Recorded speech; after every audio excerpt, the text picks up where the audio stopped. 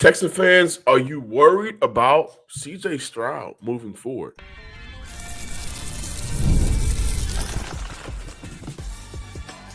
You are Locked On Texans, your daily podcast on the Houston Texans. Part of the Locked On Podcast Network, your team every day. Battle Red Nation, from H-Town to your town. Today's episode and every episode of the Locked On Texans podcast is for Texan fans all around. This is Wednesday, and so we're going to have a fun show lined up for you guys, man. I can't wait to dive into some of the social media comments. It's been on fire lately. Facebook, YouTube, a couple of DMs on Twitter, right? People have had a lot of questions that they want to ask me, and so I'll dive into them about the Houston Texans and moving forward. Are you worried about CJ Stroud, Texan fans?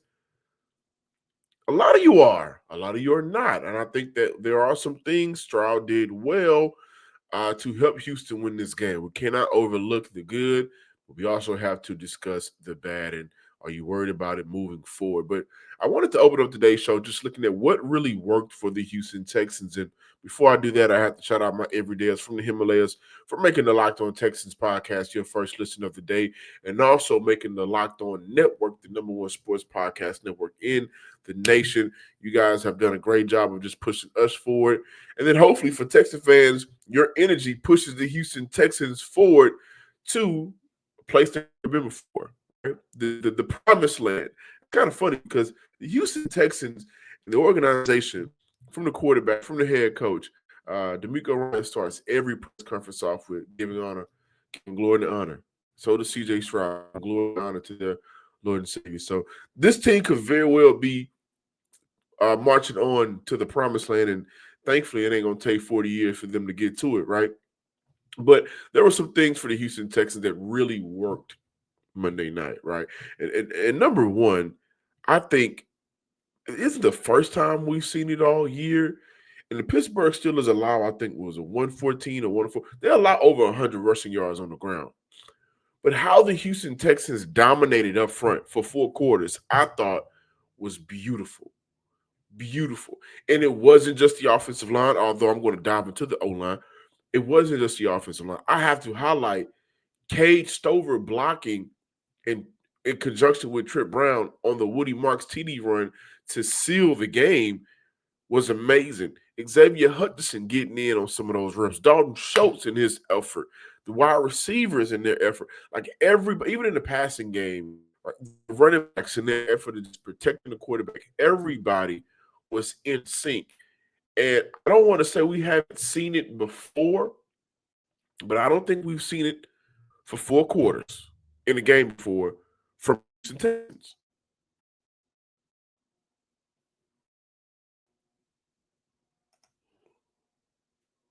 Excuse me, in 2025. And so I thought that was important. I thought that the physicality that the offensive line set from the first drive on throughout the game set the tone for Houston. And they were able to offensively feed off of that. And they were able to have an expanded playbook. And that takes me back to some of the things that we saw well from Woody Marks, who got his first 100-yard game of his young season. Number one, the 33rd team tweeted out Woody Marks gained positive yards on all of his 19 attempts. No negative, no 0 yard. Positive every time he touched the rock. Woody Marks also rushed for a total of 73 of his 112 yards in between the tackles, including the touchdown and runs of 14 and 13. Cannot emphasize how good Woody Marks was against the Pittsburgh Steelers. And we talk about things that can worry you moving forward. Hey, that's something that shouldn't worry nobody. That's something everybody should be encouraged by and hope to see more of moving forward this season. Woody Marks running the ball like that. And it was also, the offensive line did a good job. They did a great job. They opened up holes. They sustained blocks. They got to the second level. And I also think when you look at the role Titus Howard played, I think at times Titus just was able to take his guy and move him out the way. So it may have not been just a lot of driving, but it also was a lot of avoiding this space so my running back can step up and make a play. But it also for Woody Marks, I thought his vision was much better, and it increased throughout the game. It takes me back to the I want to say the Kansas City Chiefs game where he rushes for 45 yards in that first half, and it felt like, oh, this is going to be the game where we see Woody Marks gets his first 100-yard day. He doesn't get it. What happened? Those runs start to decrease. So you're not seeing a lot of those 9-yard runs, 19-yard runs, 12-yard runs against the Kansas City Chiefs. Against the Pittsburgh Steelers Monday night, his runs were consistent. A big play for 20, a 14, a 13, and then getting into the end zone. So you really got to give a lot of credit to what the run game and offensive line did. And also, when we looked at what really worked, and this is kind of going to take us into CJ Stroud conversation. Was he bad? That's what we're going to talk about next. But where he was good, where he was money, third down for Houston. You take away you take away you take away that interception. Let's look at some of the things that CJ Stroud did well and how that worked. On third down, the Texans threw the ball 8 times. They had 7 conversions. That's amazing. And for CJ Stroud, I have the numbers right here. I can't wait to share them with you guys. Share them with you guys. On third down, 7 third down conversions. And of those conversions, CJ Stroud threw for 148 yards. He had multiple third down deep throws. And on those throws, it's just beautiful to watch. He stood in that pocket and delivered with pressures starting to collapse. And I thought the offensive line did a great job blocking for CJ Stroud. Obviously, you can have a great day and still allow pressure. Some of these guys are just really good. But you just see CJ Stroud with his eyes downfield, great posture, great poise, delivering throws to Christian Kirk, delivering throws to this receiver, right? Twice to Christian Kirk to keep drives going, right? And one of those throws ended up in a score for the Houston Texans. That's what you want to see from your quarterback. I thought he was good there.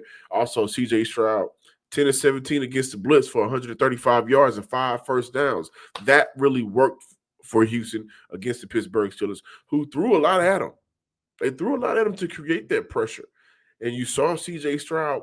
I don't know if they simulated throughout practice. I wasn't there last week, but you saw CJ Stroud in the majority of those situations look a little bit more comfortable. He did a good job of getting that ball out. And then obviously, like I said, the offensive line did amazing with just picking up their blocks. Running backs did amazing, picking up their blocks. Woody Marks, Nick Chubb, like they were really unsung heroes. The story of the game for the Houston Texans. Hey, the defense was amazing.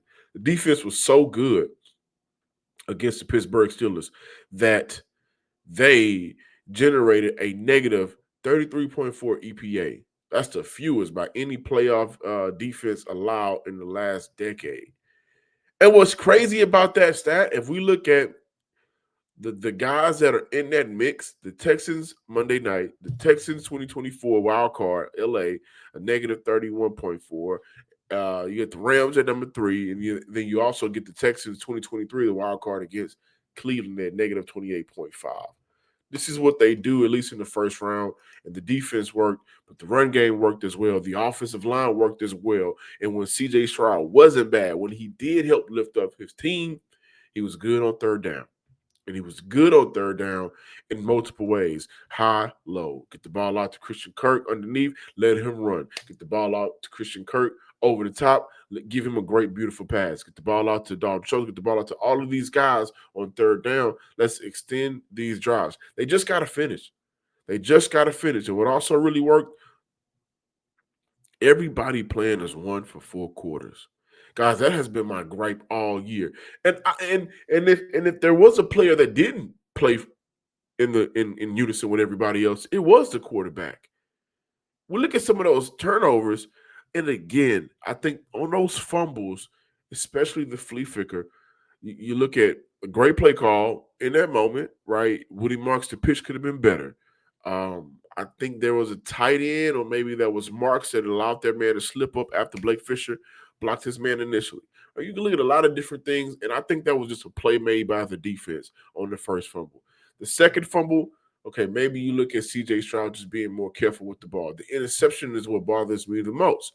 So if there was a guy that didn't play out of played out of sync and not in unison with everybody else, it was the quarterback. And are you guys worried about CJ Stroud moving forward? That's the conversation we need to have on the other side of the Locked On Texans podcast. Before we have that conversation, which is going to be very important to today's show. Let's be real. No one starts a business for the joy of calculating tax withholdings and managing payroll spreadsheets. That's where Gusto comes in to take the stress out of payroll, benefits, and HR so you can focus on running your business and supporting your team. Gusto is the all-in-one remote-friendly payroll and HR platform that makes managing your team simple, transparent, and fast. Whether you're hiring, onboarding, or paying Gusto, or paying your employees, Gusto helps you do it all from one place without the hassle or hidden fees.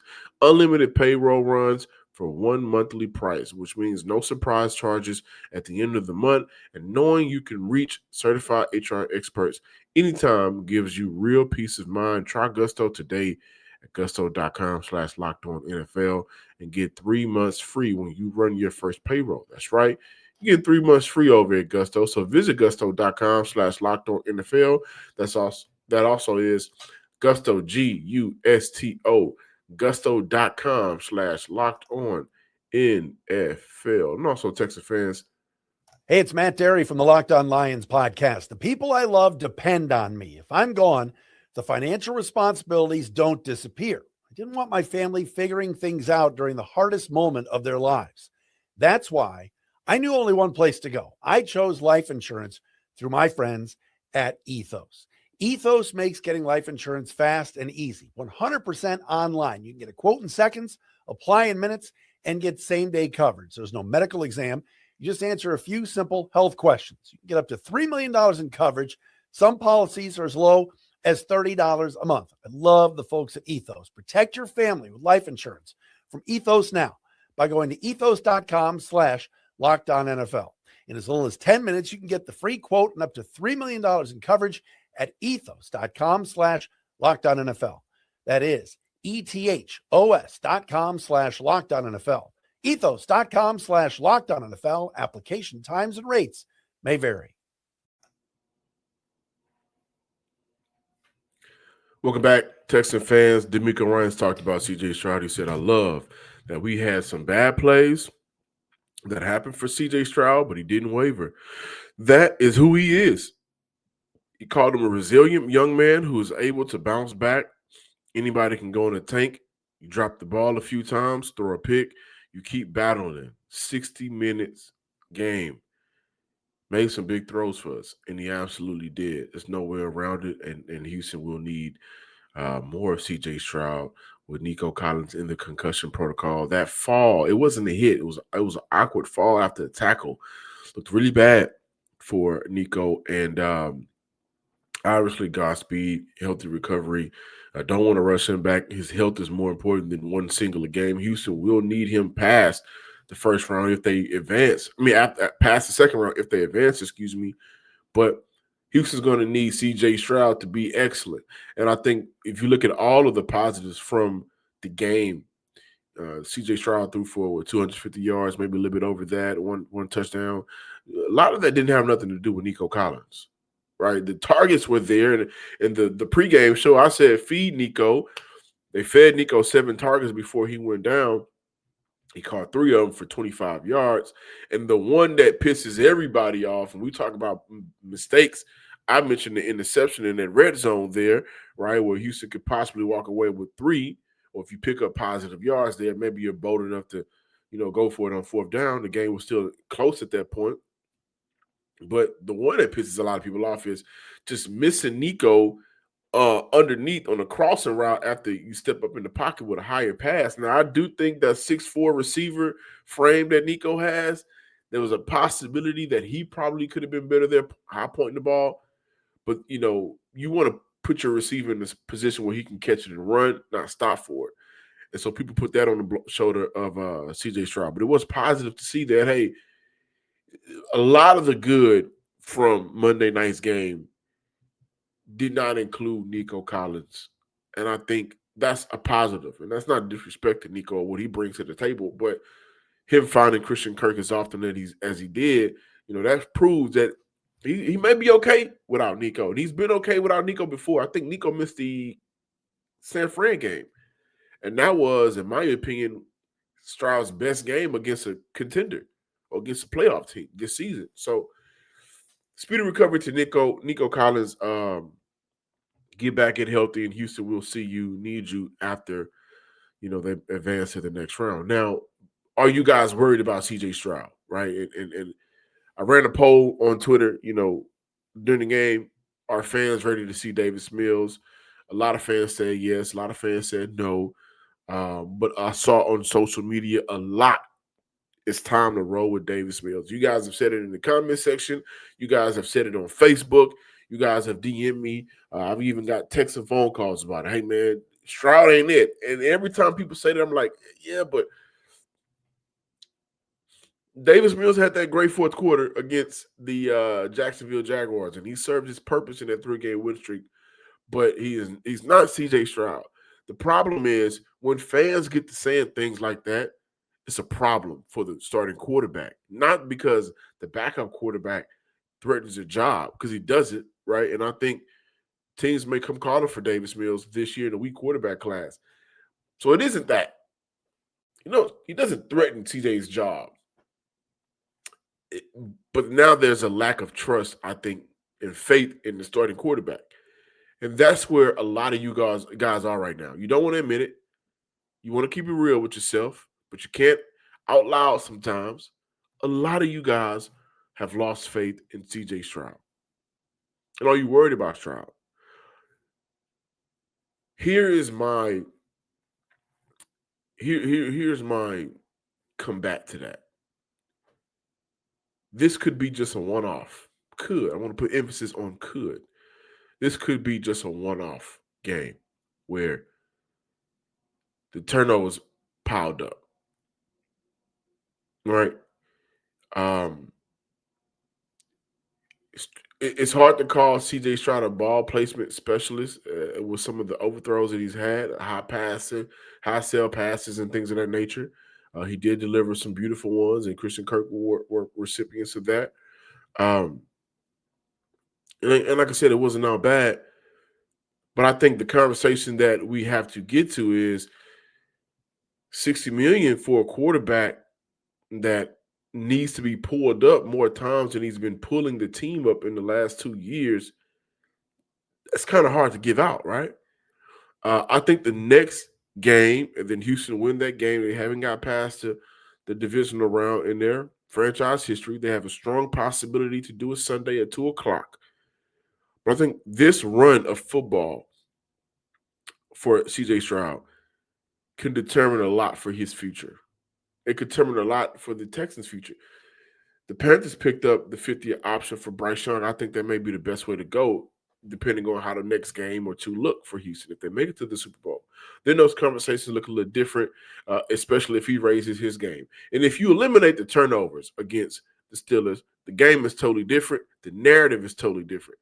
250 yards, 1 TD, what he did on third down, how the team operated on third down altogether, 408 total yards. That's a different game. You won the time of possession. You were much better in the red zone. That's a different game if you subtract the 3 turnovers and 5 fumbles altogether. He recovered 2. But he cannot have these moments where it feels like everybody else around you is doing their job. Woody Marks had a career day. Offensive line had their best game of the season, in my opinion, and dating back to last year as well in terms of being able to protect and run block. I think Cade Stover had his best game of the year, considering all of the things and the dirty work that he did. Christian Kirk had his best game of the year. The defense, when we look at what the defensive backfield, and they've been doing this all year, but the defensive backfield, you look at guys just having their best game of the season. Bullock, 1 target, 1 catch allowed, a pick 6. Jalen Petrie, 5 targets, 3 catches allowed, 23 yards. Kamari Lassiter, 6 targets, 3 catches, 27 yards. Derek Stingley, 2 targets, 0 catches allowed, a combined pass rating of 30.97. Everybody else did their job. Everybody played to a higher standard. Sheldon Rankins would have returned TD. Everybody played to their standard and beyond. To infinity and beyond. But it felt like Stroud was just lacking for 4 quarters. And this is playoff football.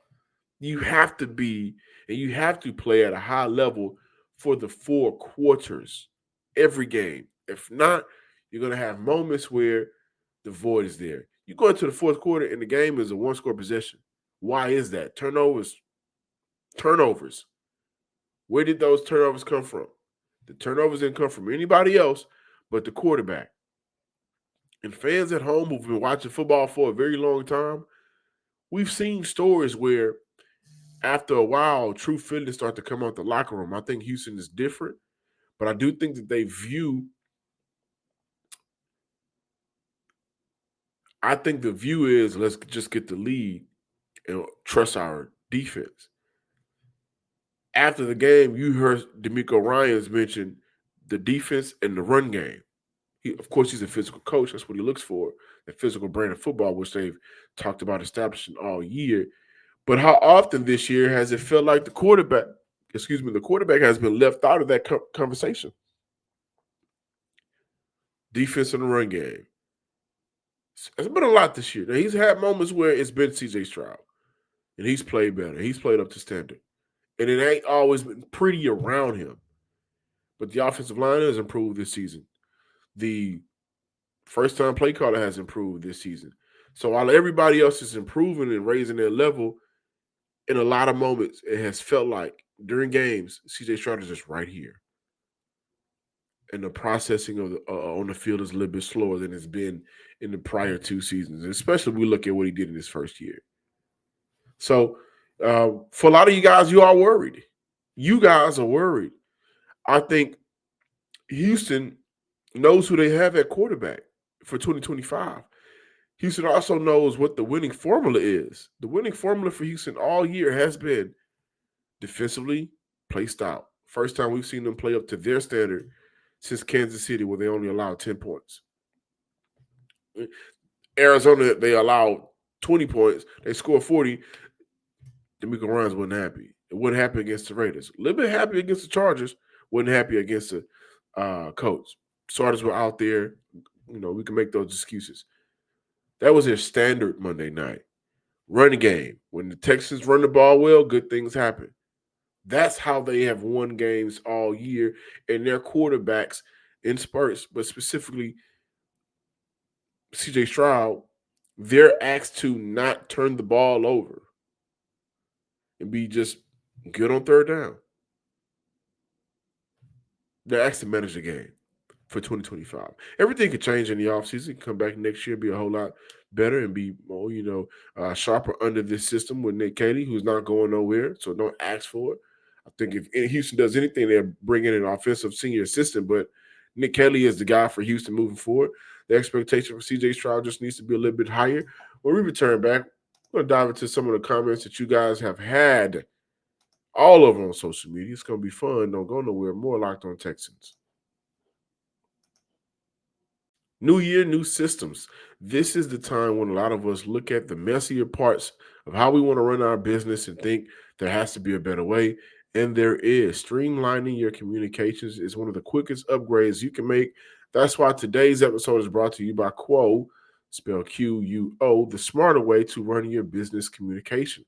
Your whole team can call and text from one shared business number, so nothing ever gets missed. Everyone sees the full conversation thread, which makes replies faster and more personal. You gotta love that, guys, right? Especially in the day and age where so much is happening. It's no surprise Quo, is the number one rated business phone system on G2, trusted by more than 90,000 businesses, from solo operators to growing teams, everybody in between. Make this year where there is no opportunity, no customer that slips away. Try Quo for free at Quo.com. Get 20% off your first 6 months when you visit Quo.com/LockedOnNFL. That's Quo.com/LockedOnNFL. Quo, no missed calls, no missed customers. As the new year gets going, a lot of people are trying to simplify their routines, and dinner is one big way to do it. Between busy workdays, cold winter nights, and packed schedules, having an easy, reliable dinner plan makes a huge difference. That's where Home Chef comes in. Home Chef takes the stress out of cooking by delivering fresh, pre-portioned ingredients right to your door with easy-to-follow recipes that actually taste great. They're rated number one by users of other meal kits for quality, convenience, value, taste, which is important, and recipe ease. And it's easy to see why. Meals come ready to fit your schedule easy. 30-minute recipes, oven-ready trays, or quick lunches. Over 30 weekly options, including family-sized meals and different dietary choices. For a limited time, Home Chef is offering my listeners 50% off your first box, free shipping, and free dessert. I got to get in on this. Free dessert too for life. Just go to homechef.com/locked on. That's homechef.com/locked on for 50% off your first box, free shipping, and free dessert for life. Must be an active subscriber to receive free dessert.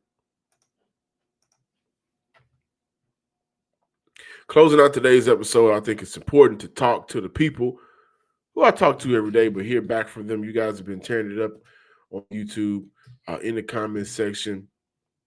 And this is my man, Jakery 1057. Everything is Texans defense, this and the third. Nobody's even considering Stroud going against the Patriots defense. Stroud and the offense can absolutely be dismantled in Foxborough. Doubt them at your own peril. It's been the same thing all season. This is a better chance.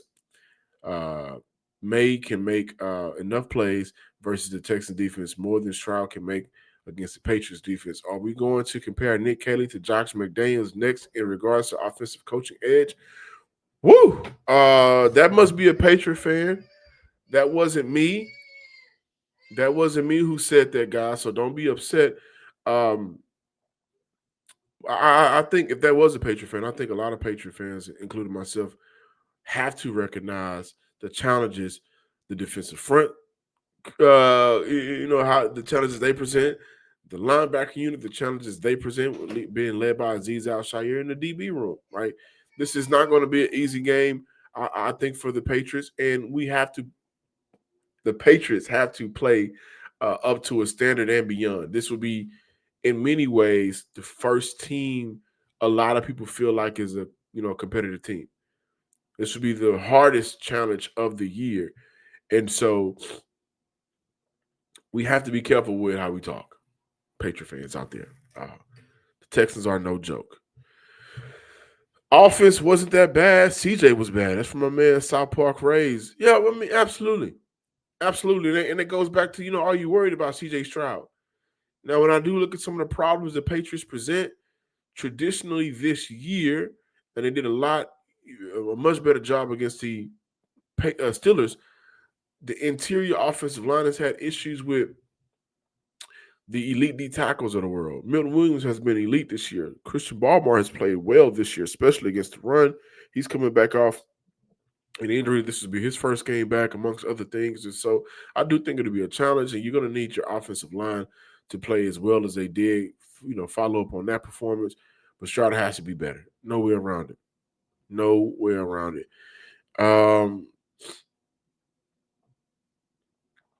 See here, my man, 281 H-Town. You can say what you want about CJ, but whenever the Texans need a last-minute drive to seal the game, he comes through. He also mentioned the Texans were 10-15 on third down. It does feel like a lot of Texan fans right now are up and down on CJ Stroud. Some are done with him. Some see the value in him. I'm not here to say who's right. I'm not here to pick a side, but I do think that everybody recognized that it wasn't all bad. When it was bad, it was all bad, and he needs to raise his level of play, which is fair to say if I am, a Texas fan. Sear, certified. Boy, y'all got some names on here. Certified Texan. I hope the Texans go all the way. Thanks for the respect, John. So I will give respect in turn.